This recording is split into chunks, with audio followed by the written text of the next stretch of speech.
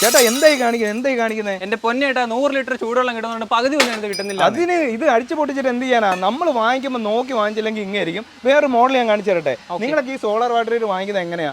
Rate നോക്കിയിട്ടല്ലേ?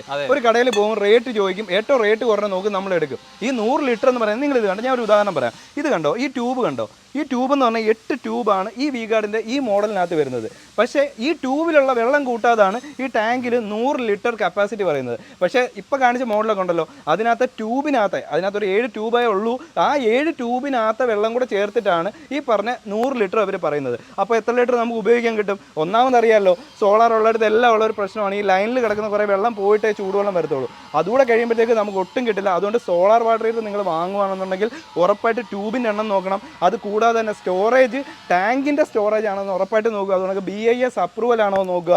ഒരു minimum 5 year വാറണ്ടിയിലും മേളിലോട്ട് ഇത് എല്ലാത്തിനും ഉണ്ട്. വീഗാണ്ടൊക്കെ 10 ഇയർ വാറണ്ടി ഉള്ളതുകൊണ്ട്. അപ്പോൾ നിങ്ങൾ ഈ കണ്ട മൂടിക്കെട്ടിയ അന്തരീക്ഷമല്ലേ, ഈ അന്തരീക്ഷം ആണെങ്കിൽ പോലും ഇത് വർക്ക് ചെയ്യാൻ വേണ്ടി നമുക്കൊരു ബാക്കപ്പ് സപ്പോർട്ടിന് വേണ്ടി ഒരു ഇലക്ട്രിക് കോയിൽ അവൈലബിൾ ആണ്. അത് മാക്സിമം നിങ്ങളൊന്ന് വെക്കാൻ നോക്കുക. ഒരു 1900 രൂപ മാത്രമേ അതിന് റേറ്റ് വരുന്നുള്ളൂ. ഈ മോഡൽ മാത്രമല്ല കേട്ടോ അവൈലബിൾ ആയിട്ടുള്ളത്. ഇതിൻ്റെ പ്രഷറൈസർ, നിങ്ങളൊരു പ്രഷർ പമ്പ് വീട്ടിൽ വെക്കുന്നുണ്ടെങ്കിൽ ഉറപ്പായിട്ടും അതിന് ഈ മോഡൽ അല്ല യൂസ് ചെയ്യുക. അതിന് വേറെ മോഡലാണ്, റേറ്റ് കൂടുതലായിരിക്കും. പക്ഷേ ഉറപ്പായിട്ട് ഈ മോഡൽ യൂസ് ചെയ്തിട്ട് നിങ്ങൾക്ക് യാതൊരു പ്രയോജനം കാണില്ല. പിന്നെ ഇതിൻ്റെ ബെഡ് ടൈപ്പും അവൈലബിൾ ആണ്. അപ്പോൾ ഇതിൻ്റെ എന്തെങ്കിലും എൻക്വയറി ഉണ്ടെങ്കിൽ ഈ നമ്പറിലേക്ക് കോൺടാക്ട് ചെയ്യുക.